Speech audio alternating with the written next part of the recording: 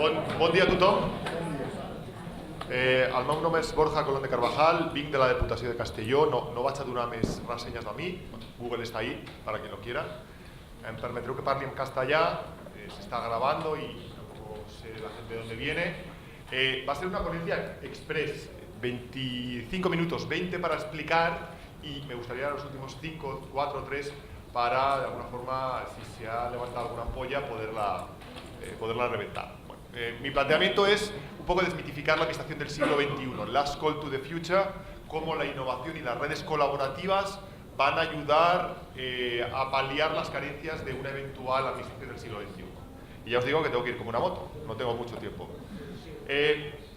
Quiero que penséis cuál es vuestro ideario de administración pública siglo XXI. Probablemente todos los que estamos aquí trabajamos en administraciones públicas punteras, ideales, tecnológicas, pero no somos representativos de la administración pública española. Internamente, las administraciones públicas, ¿cómo deberían ser? En el siglo XXI, administraciones públicas electrónicas.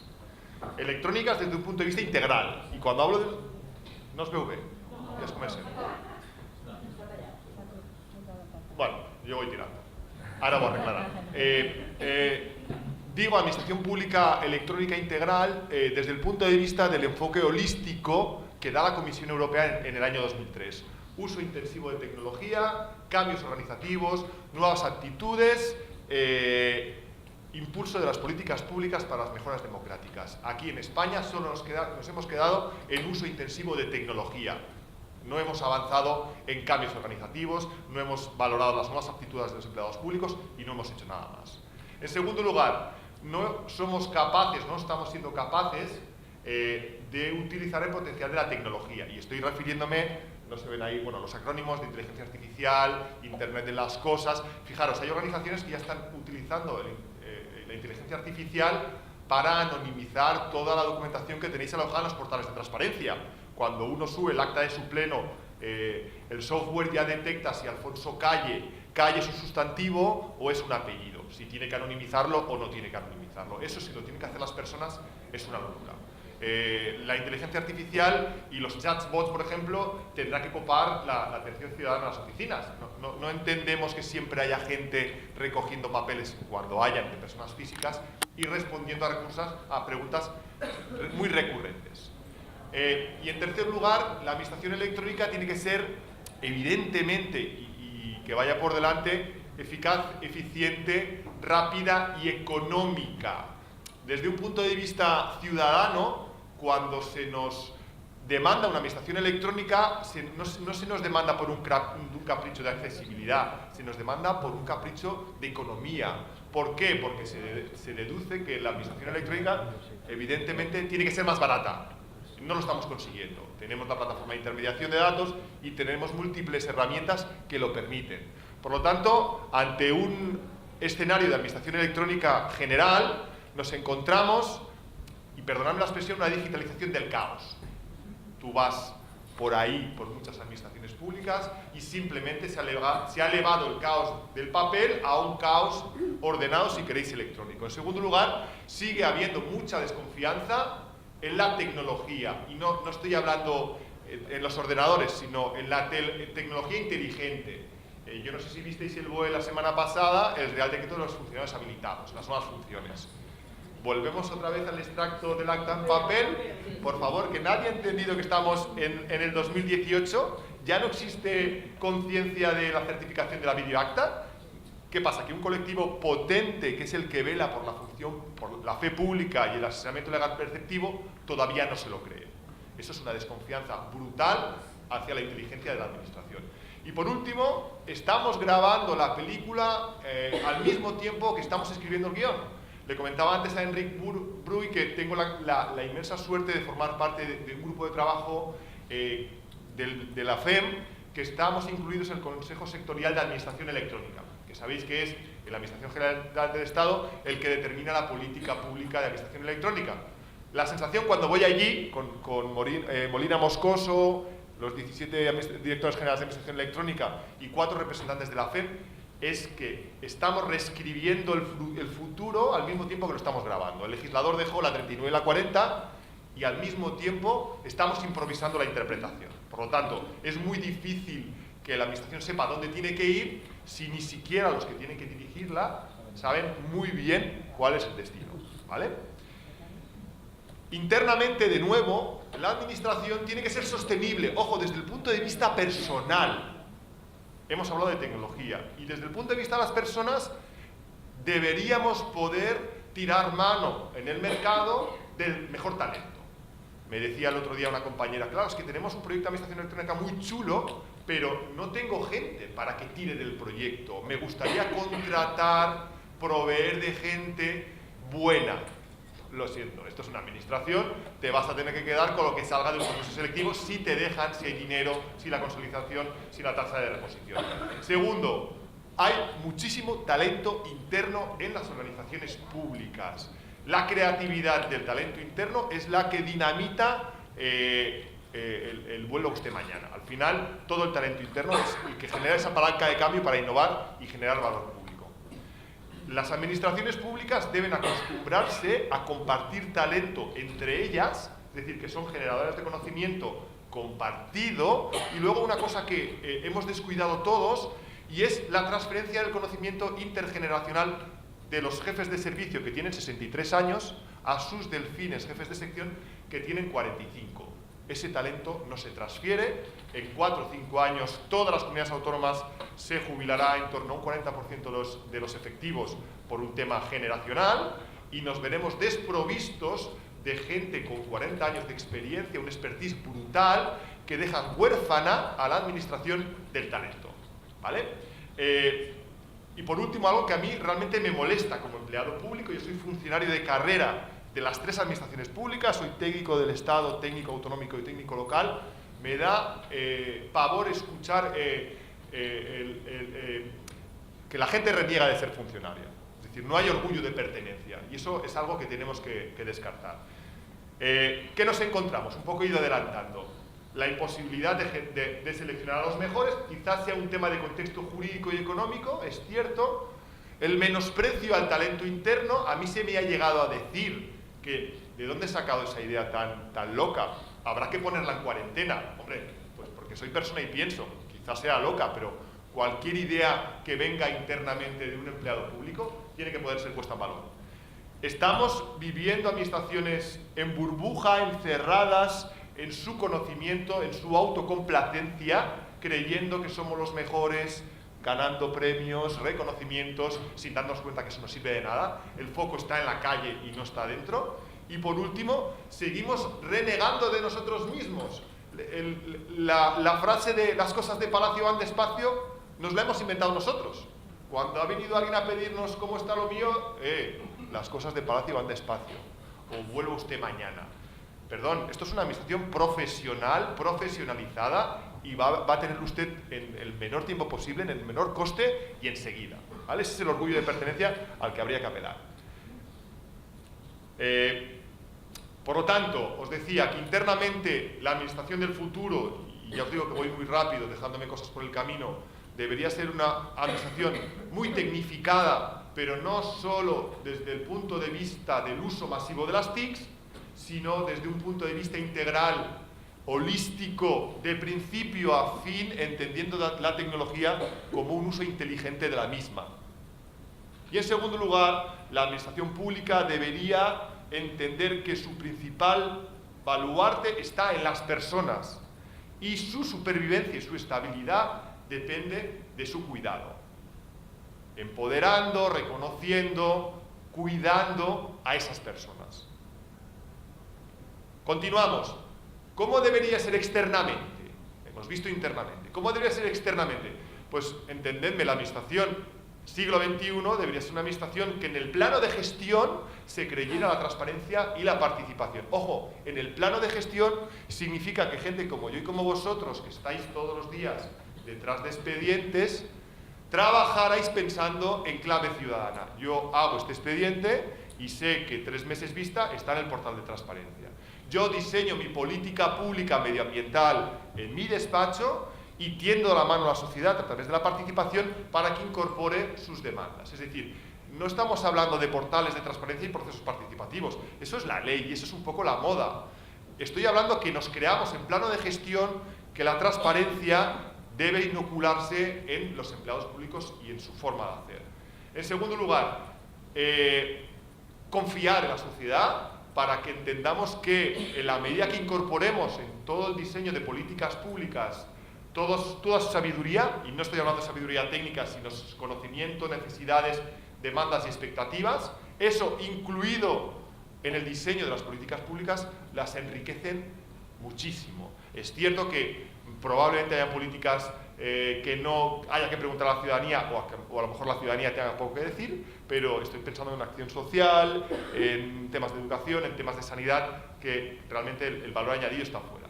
Y por último, como os comentaba, un poco la cuadratura del círculo es la confianza ciudadana. Al final, partimos de un principio, primero era un principio de desconfianza en las empresas, ahora nos hemos dado cuenta que las necesitamos muchísimo, y en segundo lugar hay un principio de desconfianza ciudadana. La ciudadanía no sabe lo que estoy haciendo y por qué le voy a preguntar. Error. Externamente, de nuevo, tenemos una variable de autoexigencia, es decir, tenemos que ser administraciones abiertas, pero al mismo tiempo tenemos que ser administraciones muy exigentes con nosotras mismas, es decir, rendición de cuentas de todas aquellas políticas públicas que hayamos abordado en clave demanda ciudadana, es decir, me he comprometido a hacer A, B o C en función de una serie de recursos, lo hago o no lo hago y rindo cuentas, y no cada 4 años, sino de forma consecutiva, concurrente y a demanda ciudadana de todo lo que estoy consiguiendo. En segundo lugar, el concepto de auditoría social. Tenemos un poco de miedo a la auditoría social porque creemos que es una cuestión como de perroflautas, ¿no? Vendrán a auditar nuestra gestión gente de la calle. Bueno, la auditoría social se ha trabajado muchísimo en Latinoamérica durante los últimos años, y lo que hace es decirle al gobierno: usted me está rindiendo cuentas de lo que usted quiere, pero hay cosas que usted no me dice que yo le voy a preguntar y a desvelar. Es decir, digamos que la rendición de cuentas es de arriba abajo y la auditoría social es un bottom-up, es decir, vamos de abajo arriba. Es decir, está todo muy bien, pero a mí no me has contado qué has hecho con aquel dinero, o no me has dicho cuántos días tardas en contestar las demandas de lo que sea, ¿vale? Y por último, se ha plagado la normativa autonómica, un poco amparada por la Ley de Transparencia del Estado del año 2013, de códigos de ética y buen gobierno. Está muy bien, pero esa responsabilidad de los poderes públicos tiene que venir de alguna forma ejemplarizada por la actuación de los cargos electos y de los empleados públicos. Por lo tanto, códigos de ética y conducta muy bien, pero un pasito más. ¿Qué nos encontramos? Ese era el modelo ideal. En primer lugar, nos encontramos administraciones públicas que impulsan políticas públicas relacionadas con el gobierno abierto de cartón-piedra. Yo soy de Valencia, acabamos de quemar las vallas, o sea que sé bastante de temas de cartón-piedra. El gobierno abierto, ya no voy a decir que es una moda, ¿no? Digamos que ya ha venido para quedarse, un poco lo que se viene a decir. Pero no hemos interiorizado qué representa el gobierno abierto. El gobierno abierto es, en el plano gestión, transparencia, participación, colaboración, reutilización, pero no solo como apertura a la ciudadanía para ver y que decida qué estamos haciendo, sino que internamente creamos la propia idiosincrasia del gobierno abierto, es decir, gobernar para que la sociedad se sienta implicada, ¿vale? No tantos portales, no tantos procesos, y de alguna forma intervenir de forma más activa. Las instituciones no rinden cuentas de aquello a lo que se habían comprometido, sino que simplemente rinden cuentas de lo que les interesa. Digamos que de alguna manera sacan pecho de lo conseguido. Ya, pero es que esto está muy bien, pero usted se comprometió a hacer 20 cosas en su plan de gobierno. Ya de repente solo me cuenta que ha realizado 10, y casualmente las 10 mejores, las 10 más vistosas y de la foto más bonita. Ciudadanos poco escuchados. Más allá, ojo, del tema de los presupuestos participativos, porque los presupuestos participativos de alguna forma han llenado el acervo de gestión de la función pública o de las administraciones públicas, pero no representan nada en clave participativa y no es tener en cuenta a la sociedad. Por lo tanto, hay que tener en cuenta a la sociedad en todo el ciclo de decisión de las políticas públicas. Ojo, en todo lo que se pueda, ¿vale? Porque todo no se puede preguntar, o todo no conviene preguntarlo. Y por último, la OCDE, en los años 90 impulsó lo que se denominaron los marcos de integridad institucional. Rafa Jiménez Asensio lo explicaría mejor que nadie, y digamos que los códigos de ética y de conducta son, a los marcos de integridad, pues la calderilla. Nos hemos quedado en la base, es decir, en el elemento más vistoso pero menos consustancial. Los marcos de integridad significa dotar a la entidad de un comportamiento ético que no pueda ser reprobado por todas aquellas personas que cobran emolumentos públicos. Y no estoy hablando simplemente de cargos electos, estoy hablando de empleados públicos. Es decir, llevar la integridad institucional más allá de la simple suscripción de un código o un manual de buenas prácticas, ¿no? 9 minutos me quedan. Decía que las administraciones externamente deben ser administraciones abiertas, colaborativas, yo diría confiables. El futuro es la confiabilidad, donde se desprende la propia apertura. Y por último, administraciones autoexigentes consigo mismas y que no caigan constantemente en la autocomplacencia. Es difícil, porque es un tema de actitud individual. Es decir, tendemos a creer que somos los mejores y a menospreciar lo de los demás y la propia sociedad. No es así. Apertura, confianza y poca autocomplacencia. Es un escenario, y he forzado un poco la máquina, lo reconozco, es un escenario un poco oscuro, sombrío, pero dejadme que os diga que es la realidad. Yo vengo de una diputación, que es una administración local, que ya tiene sus propios retos, y he estado en muchos sitios. Yo me muevo en trincheras, es decir, mi puesto es un puesto de gestión, y la realidad es esa. En este congreso se habla de registros electrónicos, de firma certificada. Eso es lo que debería ser, pero la realidad, que impacta en 1/3 de la población española, 15 millones de habitantes, que viven bajo el umbral de menos de 20.000 habitantes en ciudades y pueblos del interior, es la que os he contado, ¿vale? Estamos dejando fuera de ese futuro a 15 millones de personas. ¿Cuál es el reto? ¿Cuál es el papel que van a jugar tanto la innovación como las redes colaborativas? En primer lugar, las redes colaborativas van a suplir las carencias internas que teníamos en materia de personal. Y os pongo algunos ejemplos. Ya que no podemos tirar mano del mejor talento, y uno, cuando impulsa un proyecto de administración electrónica, no puede fichar a Conchi Campos, secretaria de Vigo, no puede fichar a Carmen Álvarez, secretaria de Gijón, no puede fichar a César Herrero, secretario de Tabernes, puede unirse a la comunidad virtual del INAP, donde los community managers de esa comunidad ofrecen la información técnica más importante y de mayor rigor que hay en España. Gratis, sin ningún tipo de cortapisa y formada solo por técnicos. Fijaros, comunidad social del INAP. En segundo lugar, quizá no tenemos la capacidad para compartir talento entre nosotros. Todos formamos parte de grupos de trabajo, pero eso es muy limitado. Novagop es una red social, yo soy el community o el administrador del grupo de innovación. Tiene, por ejemplo, un grupo potentísimo de contratación pública electrónica, liderado por Pilar Matet, una técnico espectacular. Tiene una wiki con toda la información que podáis disponer en temas de transparencia, liderada por Rafa Camacho, disponible para todo el mundo. Red social Novagop. En tercer lugar, crean redes sociales profesionalizadas al servicio de todos. Yo mismo formo parte de los grupos de trabajo de la FEM y de la red de entidades locales por la transparencia y la participación.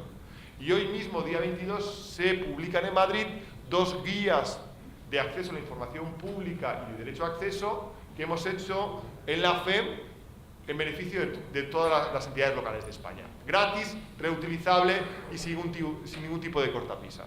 Y por último, algo que a mí me parece muy sugerente es que al final los empleados públicos acaban adoptando un sentido de pertenencia y ejercen de lobbies, de auténticos lobbies. ¿Por qué? Porque tenemos que ser lobbies, porque somos los que tenemos el conocimiento y somos los que tenemos que tomar las decisiones a nivel técnico. Y os pongo un ejemplo, es decir, al final acabamos defendiendo causas propias y ajenas. Hace algún tiempo, la gente que sigáis Twitter, hubo una polémica con la RAE, la Real Academia, por la acepción de la palabra fácil. Fácil se dice de que no tiene dificultad. La quinta acepción, la mujer que es fácil. Bueno, se generó un revuelo brutal en Twitter porque una compañera, Amalia López, dijo que cómo era que la RAE aceptaba una acepción machista a un término que claramente tenía una percepción machista. Cuando, por ejemplo, a choni se le pone la acepción entre paréntesis, concepción machista del término. Bueno, a través de redes sociales un movimiento muy activo, colegios implicados, gente, compañeros moviéndolo en redes. La RAE rectificó hace 15 días y cambió la acepción. Desapareció. Es lo mismo en redes sociales ejercida por empleados públicos. ¿Vale? ¿Qué va a realizar o en qué nos va a ayudar la innovación pública para, de alguna forma, conectar el funcionamiento interno de las administraciones con la sociedad que tiene fuera? Cuando hablamos de aperturismo, ¿en qué nos va a beneficiar la innovación pública? Muy sencillo, la innovación pública es la que acaba poniendo el foco en la calle, como os decía antes, el talento y la creatividad de la gente de dentro, a través de la innovación es capaz de ver las necesidades que hay fuera y generan innovaciones públicas que repercuten en beneficio de la sociedad. Por lo tanto, la innovación es un puente ideal para abrir el funcionamiento de las administraciones públicas a las demandas de la ciudadanía. Eso lo consigue la innovación ayudada por otros elementos, pero es la innovación. Como diría Xavier Marcet, que lo conocéis todos, la mirada innovadora. La confianza en la calle, la sabiduría de la multitud, el empoderamiento ciudadano nos lleva a reconocer que muchos de fuera organizados y ordenados quizás sepan más que unos pocos de dentro, cerrados y obcecados. Confiabilidad. Conocéis el concepto de wicked problems, problemas malditos, que no tenemos solución en la casa. ¿Alguien en las administraciones ha podido solventar el problema del cambio climático? Es un problema irresoluble. Envejecimiento ciudadano, demográfico, es decir, hay problemas malditos que son muy difíciles de resolver. El crowdsourcing, al final, la sociedad empoderada, a través de ese codiseño, coproducción y co-creación de los servicios públicos, acaba retroalimentando el ciclo de las políticas públicas. No estoy diciendo que gobierne la calle, no me malinterpretéis. Estoy diciendo que una escucha activa permite mejorar la gestión y el servicio público. Y por último, en la línea con lo que decíamos al principio, la tecnología no es un fin en sí mismo, pero sí es la palanca de cambio para que se inocule ese conocimiento de la calle hacia adentro. Yo, cuando ves trabajar, por ejemplo, a los hackers cívicos, en Valencia hay un grupo de hackers cívicos que muy empoderados trabajan con las administraciones públicas para mejorar canales de acceso, sedes electrónicas, sistemas de firma. Lo están haciendo desde la calle, gratuitamente, en beneficio de la colectividad, sobre la base de un sustrato tecnológico. Pienso que ojalá estuvieran dentro. Pero bueno, no los podemos tener dentro por las limitaciones que teníamos. Entonces, al final, hay que confiar en la gente. En conclusión, me queda un minuto. Deberíamos tener administraciones públicas en el siglo XXI muy tecnificadas inteligentemente, sostenibles en clave personal, abiertas, confiables y autoexigentes consigo mismas. Para mí ese es el ideal, ¿no?, al que nos deberíamos mover todos.